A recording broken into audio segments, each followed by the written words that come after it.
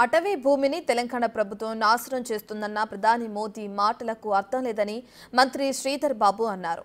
రాష్ట్ర బీజేపీ నేతలు కూడా ప్రధానికి తప్పుడు సమాచారం ఇవ్వటం సరికాదని మండిపడ్డారు. కోర్టు పరిధిలో ఉన్న అంశంపై తాము ఎక్కువగా మాట్లాడలేమన్నారు ఆయన.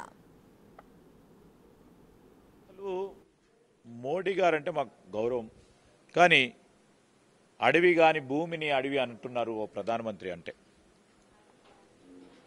ఆశ్చర్యం వేసింది. అంటే ఇక్కడ ఉన్న స్థానిక బీజేపీ నాయకత్వం ఆ విధంగా వారికి ఫీడ్బ్యాక్ ఇవ్వడం అనేది కూడా సరికాదు. అసలు భూమి, అక్కడ ఉన్న భూమి అటవీ ప్రాంతమే కాదు. ఏం చెప్పమంటారు? రెండోది కోర్టులో నడుస్తూ ఉన్న మ్యాటర్. ఆ విషయంలో మేము ఎక్కువ మాట్లాడకుండా మేము ఖచ్చితంగా కూడా న్యాయాన్ని నమ్ముతాం, న్యాయస్థానాన్ని నమ్ముతాం. కోర్టు పరంగా ఇచ్చే జడ్జిమెంట్కి సంబంధించి మా వాదనలను కూడా మరి ఇప్పుడు ప్రభుత్వం తరఫున వాదనలు వినిపిస్తాం.